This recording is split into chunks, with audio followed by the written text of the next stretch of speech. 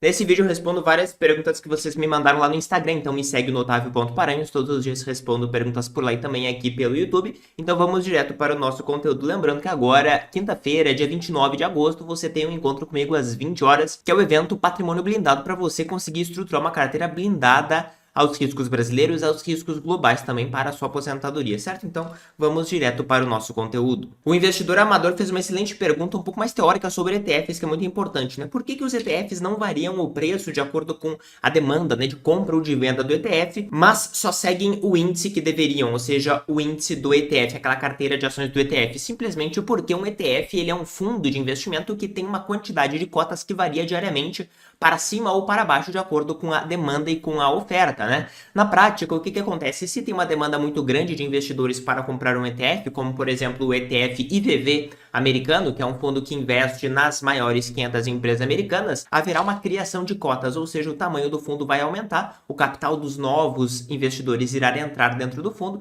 e o fundo irá, de fato, comprar as ações, né? Portanto, tendo uma representação, né? Tendo ali um desempenho exatamente igual às ações que são investidas. Não vai ter ágil num ETF porque tem essa criação de cotas que é feita por um banco de investimento, que ele é contratado, que é chamado de participante autorizado. E da mesma maneira, quando investidores querem sair do ETF, cotas são destruídas, o fundo fica menor, consequentemente não há deságio. Isso ao contrário do que acontece, por exemplo, em um fundo fechado, como um fundo imobiliário brasileiro, por exemplo, que tem uma quantidade fixa de cotas, tem lá 100 mil cotas, 200 mil cotas. Então, se investidores quiserem sair, a não ser que outros investidores queiram comprar as cotas desses investidores que estão de saída, haverá o deságio, certo? Porque haverá poucas pessoas para, de fato, comprar as cotas dos investidores que estão saindo, então haverá o deságio. O preço sobre o valor patrimonial vai ficar abaixo de 1, né? E o contrário acontece quando tem muitos investidores querendo entrar. Então, basicamente por isso. A Esther perguntou, Tesouro Renda Mais é uma boa opção ou seguir no IPCA mais padrão mesmo? E ela quer saber se vale a pena investir simplesmente no Tesouro IPCA com uma data fixa, então, para 2035, 2045, ou se não, optar ali pelo Tesouro Renda Mais. Para quem não sabe, nós estamos aqui no site do Tesouro Direto, que nós temos todos os títulos públicos que nós podemos teoricamente comprar. Então aqui nós temos o Tesouro IPCA, por exemplo, que vence lá em 2045, especialmente ali em maio de 2045. Então até lá você vai ter um título que vai se reajustar pelo IPCA e além disso vai remunerar você lá em 2045 a uma taxa hoje, né, de 6,10% de maneira acumulada, né, e cumulativa, né, ao longo do tempo até 2045. Isso se você comprar hoje por esse preço aqui de R$ 38,24, né, no caso uma parte desse título, sendo que o título integral hoje ele custa R$ 1.274,81, tá? Então, esse daqui é quando você sabe que você vai ter o capital para você gastar, que vai ser liquidado, vai ocorrer o vencimento na sua conta lá em maio de 2045. O Tesouro Renda Mais é para uma pessoa que não tem exatamente uma data específica, mas tem um período, né? A gente vem aqui para o Tesouro Renda Mais e a gente observa o que, né? O Tesouro Renda Mais, ele tem uma data teórica, né, de início do pagamento, né? Na prática, se trata do início do vencimento. Ocorre um vencimento progressivo durante 20 anos. Então, durante 20 anos, você vai ficar recebendo o valor não só do juro, mas como também do principal. Então, veja, aqui o Tesouro Renda Mais de 2030, teoricamente ele começa em 2030, mas ele vai acabar de pagar para você 20 anos depois de 2030, lá em dezembro de 2049, portanto, lá praticamente 20 anos depois. Por exemplo, de 2040 ele vai finalizar lá em 2059, então durante esse período de 20 anos, começando em 2040 até 2059, você vai ficar recebendo o principal e os juros, portanto, acabando lá em 2059 sem nada, teoricamente, porque ele vai ter pago para você durante esses 20 anos. Então, ela perguntou o que é melhor. Não tem o melhor, tem o que é melhor para você. Se você quer receber, teoricamente, o valor do seu investimento repartido para você durante 20 anos de maneira automática, sem que você faça nada, é melhor o Renda Mais. Agora, se você tem uma data específica para gastar, não, eu quero comprar um imóvel tal data, eu quero eventualmente fazer uma viagem, eu quero comprar um apartamento, eu quero me mudar de país em tal data, algo mais específico, faz mais sentido você ter um título com uma data específica de vencimento. Este Renda Mais, ele serviu na prática, não se trata para dar uma renda, mas meramente, né, uma complementação, não, valores recorrentes durante um período de 20 anos para você, para simular uma aposentadoria, não é exatamente uma aposentadoria, porque ela não é teoricamente perpétua, né? Ela tem um período fixo de pagamentos de liquidações forçadas de 20 anos. No meu ponto de vista, faz bastante sentido para quem não quer saber nada de investimento, tem receio, né? tem receio de ser ali usurpado, né, pelos assessores que nós temos hoje em dia, não quer investir em ações, tem medo. Para todo esse pessoal da renda fixa, faz mais sentido esse tipo de título que vai dar para você uma previsibilidade maior de recebimento de valores. Uma outra grande vantagem desse tipo de título aqui é para quem quer fazer a marcação a mercado, que não é necessariamente uma vantagem, porque é tecnicamente impossível de você ganhar por marcação a mercado com consistência e com segurança, ninguém consegue fazer isso praticamente, tá? Mas é por quê? Porque esse tipo de título, ele é um dos mais longos que nós temos no Brasil, né? Então o título mais longo público que nós temos é a Aposentadoria Renda Mais de 2065, que acaba em 2084, ou seja, pessoal, daqui a 60 anos, a gente tem um título que vence daqui a 60 anos, né? Que o final dele vai acabar o pagamento daqui a 60 anos. Isso significa que você tem uma volatilidade absurda, tá? Absurda. Isso significa o quê? Que se as taxas de juros subirem 1%, você tende a ter um título que vai se desvalorizar praticamente 50% e vice-versa, né? Se as taxas de juros caírem, ele vai se valorizar praticamente 50%, então é realmente muitas vezes mais volátil do que ações, tá? Só para deixar esse ponto bem claro para você. E só para mostrar o nível de volatilidade, eu peguei justamente esse Tesouro Renda Mais Aposentadoria lá em 2065, vencendo lá em 2084, né? Portanto, um período de 20 anos. E você vê aqui que uma mera variação de taxa, né, que foi ali de IPCA mais 6,6 até IPCA mais 5,4, então uma diferença de aproximadamente 1%, né, gerou uma diferença de preço de R$ 150 para praticamente o dobro, R$ 280, então quase duplicou, né, o valor investido, considerando que a taxa caiu aproximadamente 1,1%, por isso que ele realmente é muito volátil. Mas para quem quer ter principalmente essa segurança maior, supondo que você confie no IPCA, né, daqui a 30, 40 anos, e supondo que você não vai pagar muito imposto, né, e caso o governo ele de fato honre com essas promessas, o que não aconteceu na história do Brasil, né? Geralmente faz mais sentido você diversificar bem mais, conforme eu mostro, através de fundos mais amplos, através de títulos de renda fixa, não só brasileiros, mas como também estrangeiros, que inclusive são viáveis aqui no Brasil através de BDRs, né? Para expor você a outras moedas. Mas para aquele pessoal que tem receio, né, que quer ficar na renda fixa, pode fazer sentido. Samuel perguntou uma pergunta relativamente fácil, né? VT ou VTI? VT é o mundo inteiro, VTI é somente os Estados Unidos. Não tem motivo para você concentrar em um país ou em qualquer outra característica, a não ser que você tenha dados o suficiente para ter uma carteira potencialmente mais rentável ou potencialmente mais segura. Não tem nada que determine ou que diga ou que indique que investir apenas em um país é mais rentável ou mais seguro do que você investir em mais países. A diversificação é o único almoço grátis que você tem, ou seja, você só melhora a característica da sua carteira. As pessoas pensam que quando concentram muito, eu vou comprar só esse país, eu vou comprar só essa empresa. As pessoas acham que elas só aumentam a possibilidade delas ganharem mais. Aumenta a possibilidade de você ganhar mais, mas também aumenta muito mais a possibilidade de você ganhar menos, porque a minoria dos países, das ações, dos setores performa muito bem. A maior parte não performa tão bem assim. Então, quando você investe em um determinado país, no caso dos Estados Unidos, embora seja um país muito relevante em termos globais, né, metade praticamente do mercado global de ações, você está concentrando apenas em um regime econômico, apenas em uma moeda que pode sofrer mais em uma situação de crise naquele país. Certo? Quando você diversifica mais, você mantém a expectativa de retorno e você reduz a sua possibilidade de quedas, certo? Então esse ponto ele é bem importante, lembrando que tem outros países que inclusive performaram melhor do que os Estados Unidos, como por exemplo Suécia, como por exemplo Austrália, como por exemplo África do Sul também durante vários períodos. Então existem vários outros países que performaram melhor do que os Estados Unidos, não tem nada que diga, né, ou que indique que necessariamente será o melhor mercado de agora em diante. E o Henrique fez uma boa pergunta, né? Por que usar filtros ou usar fatores e não uma estratégia neutra 100% em renda variável? Não é uma questão do que é melhor, por que eu devo fazer isso e não aquilo? Se trata do seu perfil. Filtrar, né, nada mais é do que você concentrar, que é justamente o que eu estava falando, é você querer melhorar a sua carteira no que se refere à redução de risco ou aumento da expectativa de retorno. Você consegue fazer isso com alguns tipos de filtros. Então é por isso que você não investiria totalmente de maneira neutra. O que é investir de maneira neutra? Investir com base no tamanho de cada empresa. Se a Apple é maior do que a VEG aqui no Brasil, você terá um maior peso, maior alocação, maior investimento, mais reais investidos na Apple do que na VEG aqui no Brasil. Agora, se você aplica algum outro tipo de filtro, por exemplo, agora no Brasil nós temos esses ETFs novos, né, do Nubank de baixa volatilidade, como o LVOL, por exemplo, são fundos que vão fazer um filtro justamente selecionando 1/3 das empresas menos voláteis. Então, é um tipo de filtro porque você quer tirar o peso das empresas maiores e quer colocar nas empresas menos voláteis porque você quer esta característica, certo? Então não é nem bom nem ruim, depende do seu perfil. Tem pessoas que não precisam ter menor volatilidade, tem pessoas que podem aceitar maior volatilidade buscando características que vão aumentar a expectativa de retorno, que geralmente são os fatores valor, qualidade, né, tamanho de maneira conjugada também, filtros de momentum, né, conforme a gente também fala no nosso curso Investimentos Globais, que as vagas vão abrir agora quinta-feira, dia 29.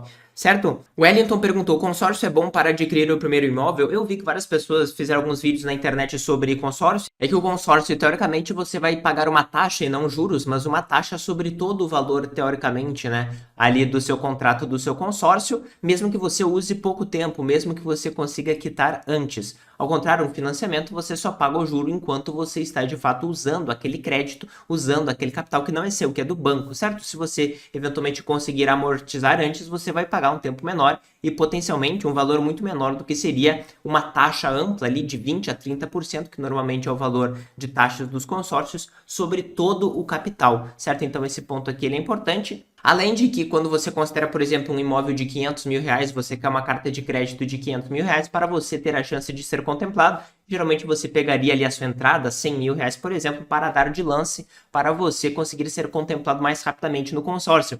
Veja, portanto, que a taxa ela iria incidir sobre todo o valor do seu imóvel.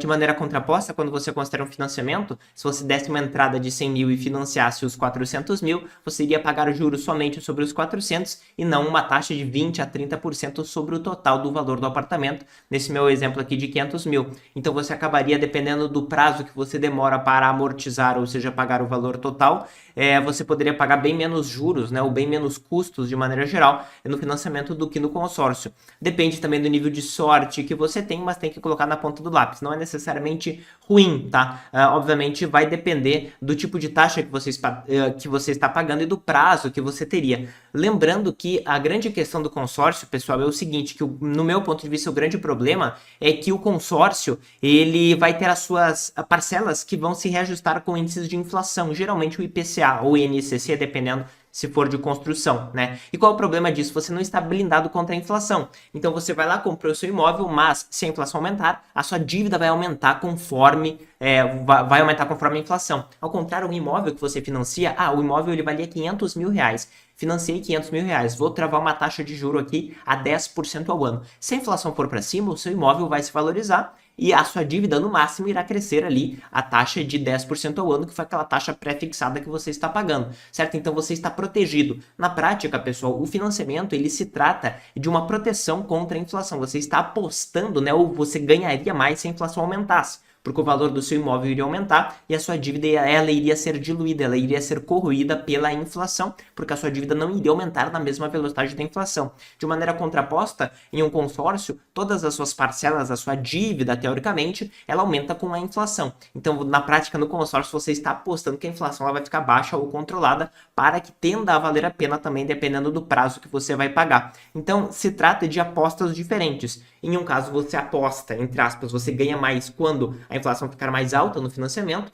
e, de maneira contraposta, no consórcio você ganha mais quando a inflação ficar baixa ou controlada. No meu ponto de vista, né, a pessoa que quer ter um imóvel próprio, ela quer principalmente se blindar da inflação, fora essa questão de eventualmente você pagar menos custos totais por você pagar juros somente sobre o valor financiado. No consórcio você pagaria, né, a taxa de 20% a 30% sobre o valor total da carta contemplada. Então, geralmente, né, o consórcio não vale tanto a pena, mas depende do caso concreto, certo?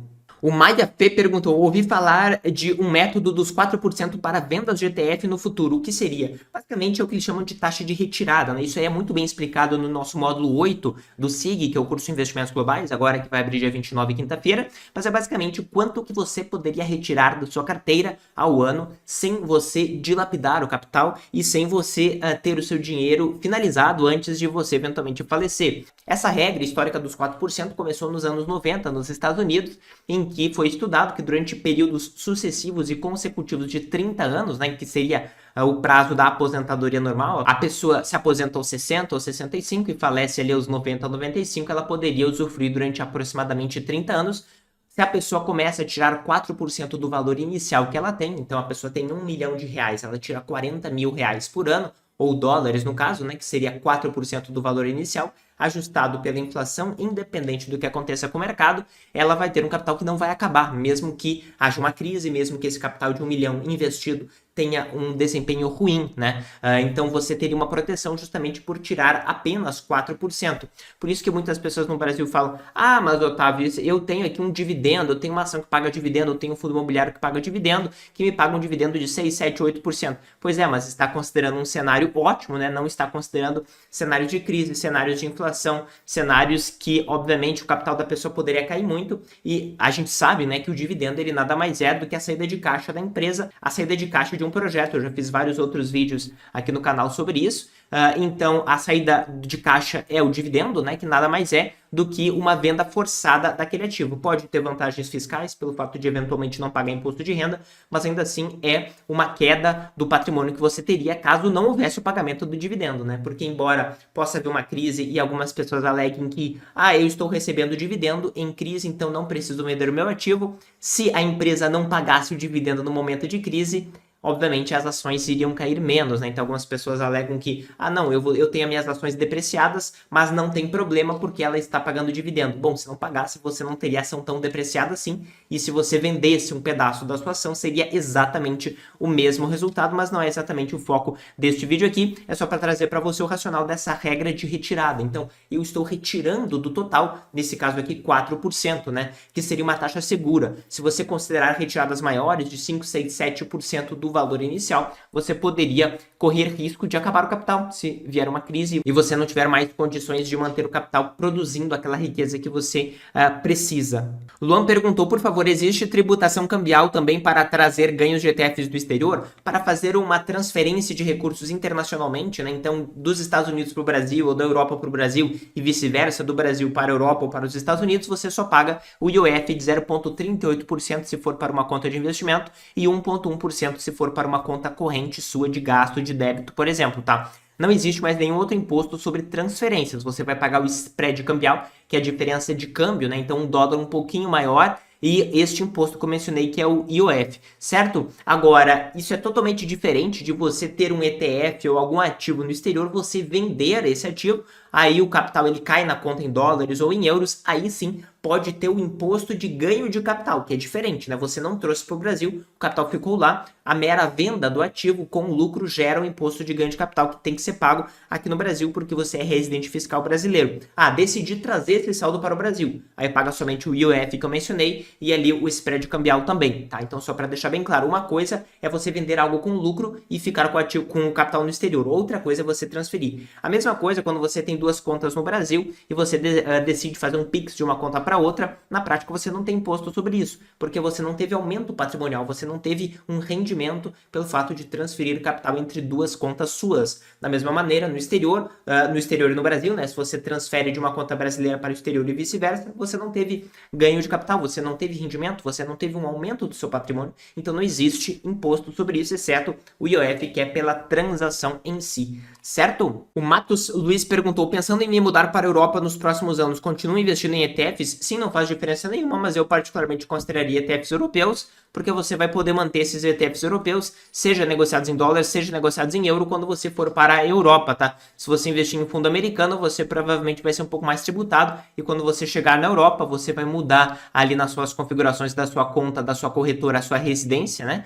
Então você vai informar que você passou a ser um residente europeu, e você não vai ter mais disponibilizado para você a compra desses fundos americanos. Você poderá vender, mas não poderá comprar mais, tá? Então eu simplesmente passaria a comprar ETFs europeus, o que já seria recomendado de maneira geral se você for um residente fiscal brasileiro, certo, Luiz? O André Rezende perguntou uma pergunta sobre tributação, né? Acabou a separação de dinheiro de origem do exterior ou de moeda nacional, né? Porque antes, como é que funcionava antes de janeiro deste ano de 2024? Quando você mandava o dinheiro para o exterior, você tinha, portanto, um capital de origem nacional. Você mandou uma remessa e você passou a ter um capital lá no exterior. Se você tivesse comprado um ativo com este capital de origem nacional e depois vendido com lucro, você vai ver a diferença do lucro que você teve em reais. Então, quantos reais você pagou e por quantos reais, de maneira equivalente, né, você vendeu. Então, o cálculo ele é em reais. Agora, se você trabalhou no exterior e ganhou diretamente um capital em dólar, ou se você ganhou um dividendo em dólar, então caiu direto em dólar da sua conta, veja que não houve uma remessa. Você simplesmente teve um capital de origem estrangeira direto. Então, quando você compra e vende um ativo no exterior, ou comprei um ETF e vende mais caro, você verificaria antes, no passado, com a legislação anterior, você verificaria quanto que foi o seu lucro em dólar. Então, quantos dólares eu paguei no começo e quantos dólares eu paguei no final. Esta diferença é o lucro, certo? Agora, com a nova tributação, acabou isso, né? Agora, tudo é de origem nacional. É como se você tivesse enviado todo o seu capital que você tem no exterior. Então, se verifica, em relação à compra que você fez, quantos seriam os reais equivalentes e a venda que você fez, quantos seriam os reais equivalentes na venda. Independente deste capital ter sido de origem nacional, uma remessa, ou de origem estrangeira, um dividendo ou um trabalho que você fez no exterior, não importa, é como se você tivesse mandado tudo do Brasil, facilita muito a conta, porque essa era a grande vantagem, né, dos relatórios de imposto de renda da Nomad, da Avenue, por exemplo, que faziam esse cálculo automático para você, porque daí você não tinha um percentual do dinheiro que veio de origem nacional, um percentual do dinheiro que veio de origem estrangeira, que esse cálculo ele era bem difícil de fazer. Agora ficou muito mais simples, né, e esse diferencial, essa vantagem desses relatórios de imposto de renda reduziram bastante nessa vantagem. Então, é basicamente por isso. Agora, tudo é de origem nacional em relação à nova tributação de investimentos no exterior. Lembrando que não tem mais a isenção de R$35 mil. Agora, é exatamente igual a você investir através do Brasil em ETFs brasileiros ou BDRs brasileiros. Tributação linear, sem nenhuma isenção de nada, de 15% para tudo, tá? Esta é basicamente a regra padrão hoje. Então, se você comprar um BDR aqui, um ETF aqui, um ETF no exterior, não importa. Você verifica quantos reais você pagou no começo, quantos reais você vendeu no final, e esse é o seu ganho, né? O seu ganho de capital tributado em 15%. Certo? Se você gostou desse conteúdo, não deixe de se inscrever aqui agora no nosso evento semana que vem. Se inscreve no canal e ative as notificações para você não perder nada que eu coloco aqui. Valeu!